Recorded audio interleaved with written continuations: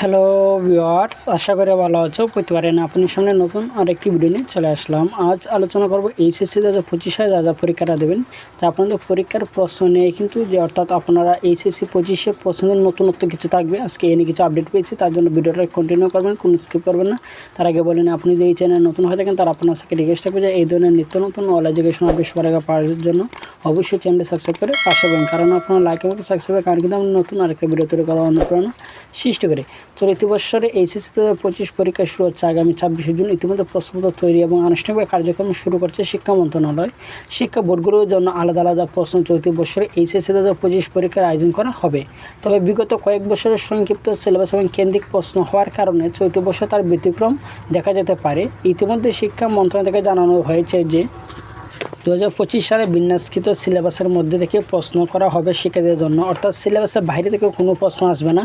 তবে একই সিলেবাস 2023 সাল থেকে ব্যবহার করে আসা হচ্ছিল, যার কারণে এক অধ্যায় থেকে প্রতি বছর শিক্ষার্থীরা প্রশ্ন পাচ্ছিল। বিশেষ করে 23 এবং 24 সালে শিক্ষার্থীরা অনেকটা কিন্তু আশীর্বাদ স্বরূপ।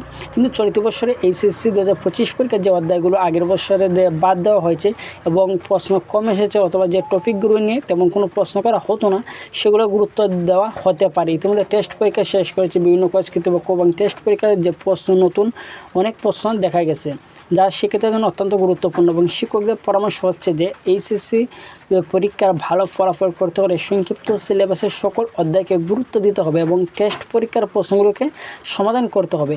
এইচএসসি 2025 পরীক্ষার সকল বোর্ডে আলাদা আলাদা প্রশ্নের পরীক্ষা হবে। যখন পরীক্ষা শুরু হবে তখন দেখা যাবে যে কোন বোর্ডের প্রশ্ন সহজ এসেছে বা কোনো বোর্ডের প্রশ্ন কঠিন এসেছে। এতে করে বৈষম্য শিকার হচ্ছে পরীক্ষার্থীরা। তবে এ ব্যাপারে শিক্ষা মন্ত্রণালয়ের কর্মকর্তারা বলছে যে প্রশ্ন পাশের কারণে প্রত্যেকটা বোর্ডে আলাদা আলাদা প্রশ্নের পরীক্ষা নেওয়া হচ্ছে এবং প্রশ্নের মান স্বাভাবিক রাখার চেষ্টা করা হচ্ছে। এই ব্যাপারে শিক্ষার্থীরা বলেন যে আমরা চাই যে স্বাভাবিক প্রশ্ন তৈরি করা হোক এবং সিলেবাসের বাইরে থেকে যাতে না আসে।